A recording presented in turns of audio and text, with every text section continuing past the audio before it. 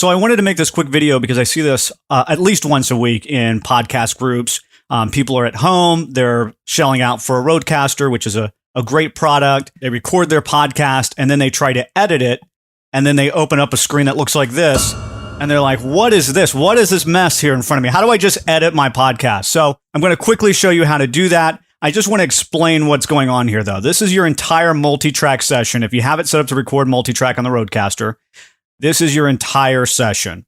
So just to kind of give you an idea, you can turn off the channels here if you want to maybe listen to isolate maybe a select channel or channels. But this is your stereo track. This is your left and right. So your 1 and 2 track that you see here at the top are your stereo left and right tracks. So that's everything combined. Now, starting here at track 3, that's going to be the vocal 1 mic on the Rodecaster. And it goes mic 2, mic 3, mic 4, and then 7 or 8 stereo track for a USB input.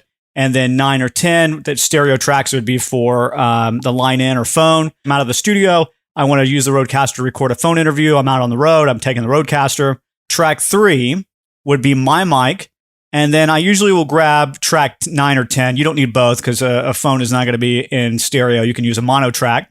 So I'll grab 9 or 10 for the audio track for my guest. So it's a good idea to kind of know what's going on here because once you split all this up and you start working with them, you can identify what is what by just looking at the numbers. So if you can see here on the top left corner of the screen, I've got a session file here. There's actually 2. So after it hits about 31 minutes and 17 seconds, it's going to break off and do a brand new track. So it's about a little under 4 gigs. It'll start a new track.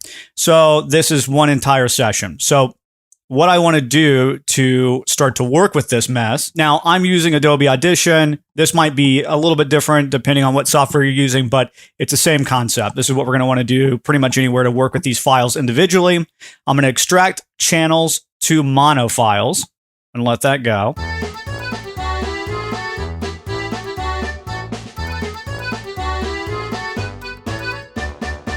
Okay, now that we have them all split up, we're going to go to our multi-track session.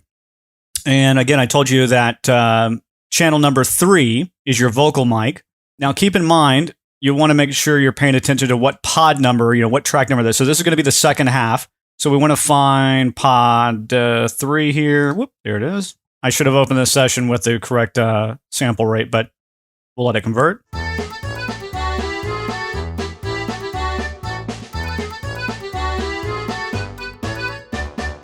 All right, now that we're done converting everything and everything's in a workable format here, see how everything's split up still, even though we all have it together, it's going to run smoothly. But let's say I'm going to go here and I want to take out some background noise on the first part of my vocal track.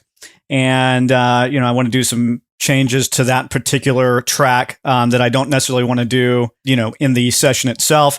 I'm going to have to do that to both tracks, so it's a lot more work. So the easiest thing to do is to highlight both tracks. Right click, and you want to go down to merge clips, let it merge, and then you're going to have one full track. It's really helpful if you have, a really long session, a lot of pieces, just to go ahead and merge all those tracks together, do your cleanup on it, your background removal, all of that, and then you're ready to go. I hope that helps some people out there. If you have any questions, if something wasn't clear, let us know, and we'll be happy to answer. Thank you, guys.